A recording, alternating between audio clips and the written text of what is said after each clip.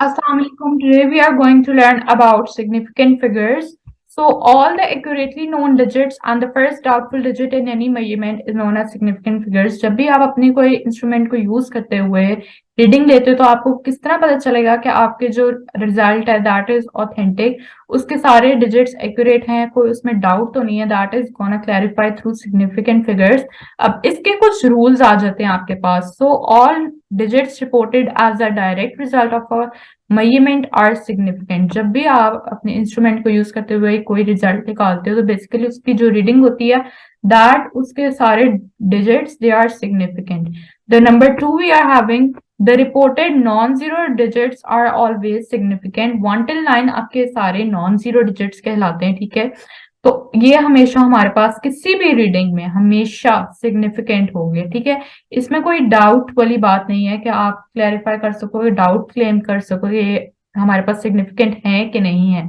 That are always significant. अब इसमें example के पास आए, दैट इज 2, 3.75679। अब इसमें हमारे पास कोई जीरो नहीं है तो रीडिंग करते हैं इसकी, तो हमारे पास कितने हैं सिग्निफिकेंट फिगर 7, ठीक है। अब नेक्स्ट अगर हम देखें तो दैट इज 9, 4, 5। अब इसमें हमारे पास कितने हैं, अब इसमें कोई डेसिमल पॉइंट भी इन्वॉल्व नहीं है तो दैट इज सिंपली 3।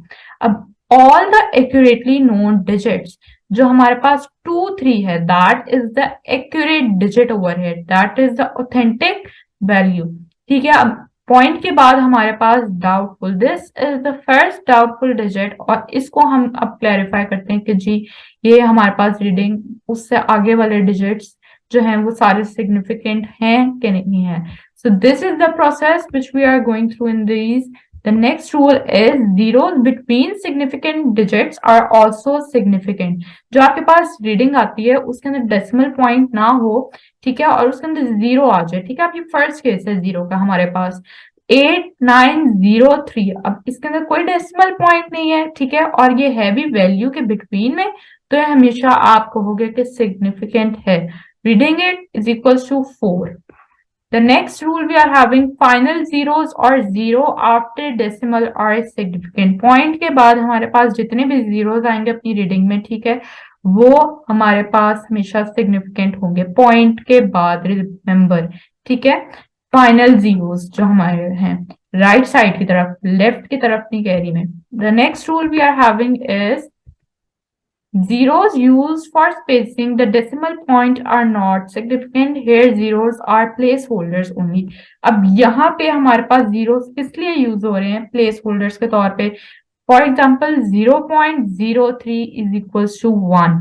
अब इस रीडिंग में अगर हम देखें तो पॉइंट के बाद जो हमारे पास है, डेसिमल पॉइंट के बाद जो जीरो है और उससे जो पहले भी है, ये हमारे पास कोई जो है रोल नहीं प्ले कर रहे, तो हमारे पास जो सिर्फ 3 digit है that is significant। The next example we are having is 0.05785। अब इसके अंदर हमारे पास कितने significant figures हैं, that are basically 4। यहाँ पे ये दोनों जीरोस प्लेस होल्डर्स के तौर पे एक्ट कर रहे हैं, ठीक है। अब मैं अगर कहती कि हमारे पास 5 के बाद जीरो आ रहा है तो that could be significant and that is significant, ठीक है। वो स्पेस होल्डर प्लेस होल्डर्स के तौर पे यूज नहीं हो रहे, स्पेसिंग के लिए यूज नहीं हो रहे, so that is considered as a significant digit as well। तो वो हमारे पास 5 होते हैं, लेकिन अभी इसके अंदर नहीं है, तो they are 5785 are 4 significant figures over here। The next rule we are having is in whole numbers that end in one or more zeros without a decimal point, the zeros may or may not be significant। अब यहाँ पे आपके पास condition आ गई है कि या तो वो हो सकते हैं या नहीं सिग्निफिकेंट हो सकता है। अब क्लैरिफाई नहीं है हमारे पास, क्लैरिटी नहीं है हमारे पास कि which zeros serve to locate the position value and which are the parts of measurement, thus the quantity is expressed in scientific notation। अब इसके अंदर हमने एक मेथड अडॉप्ट कर लिया, वो क्या है कि साइंटिफिक नोटेशंस के तौर पे हम उसको अपनी जो रिजल्ट है, क्वांटिटी है, उसको एक्सप्रेस कर रहे होते हैं। Coming towards the example, the first one is 100.8 seconds। Seconds is the unit for time, that is a base quantity as well, so is equals to 1.008 into 10 raised to power 2 seconds। अब इसमें अगर हम point की बात करते हैं तो इसको हमने साइंटिफिक नोटेशन में अगर रिप्रेजेंट करें तो इसको हमने लेफ्ट साइड की तरफ मूव करवाना है अपने डेसिमल पॉइंट को। तो जब भी हम लेफ्ट की तरफ डेसिमल पॉइंट को मूव करते हैं तो हमारे जो 10 की पावर होती है उसमें कोई माइनस का साइन यूज नहीं होता, इट रिमेन्स पॉजिटिव। सो हमने इसको 2 डिजिट्स मूव करवाया, so it is 1.008 into 10 raised to power 2 seconds. The next we are having is 0.00580 kilometers, and that is equals to 5.80 into 10 raised to power minus 3 kilometers. अब point को हमने कितने digits move कराया है? अब point को हम लेकर आए हैं राइट साइड पे, ठीक है।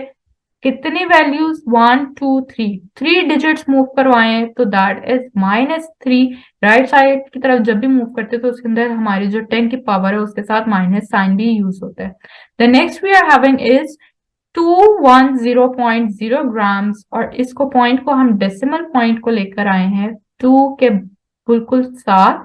तो हमने इसको 2 वैल्यूज जो है मूव करवाया है, that is the authentic one, that is 2.100 into 10 raised to power 2 grams. That was about the rules of significant figures. अब इसके अगर हम आते हैं एडवांटेजेस की तरफ, क्या हमें इसके अंदर डेली लाइफ के अंदर भी कोई एडवांटेज हो रहा है, कोई अगर हम यूज करें, हमने अडॉप्ट किया method. So what is the advantage? It reflects the precision of a measured value of a quantity. या आपके पास जो रीडिंग आ रही होती है वो बेसिकली प्रिसाइज हो जाती है। फिजिकल क्वांटिटी 7 थी हमारे पास, length, mass, time, electric current, amount of substance, temperature etcetera. So ये सारी प्रिसाइज हो जाती है। We are measuring things to a certain level of accuracy. आपके पास जो सारी आपकी रीडिंग्स होती हैं वो एक्यूरेट हो जाती हैं। And third, carrying meaning towards the resolution of a measurement. आपके पास ऑथेंटिसिटी, आपके पास प्रिसीजन, आपके पास रेजोल्यूशन, एक्यूरेसी, वो सारी जो है सिग्निफिकेंट फिगर्स के थ्रू ही आती है। That was all about it, and the next chapter we are going to study in our next video.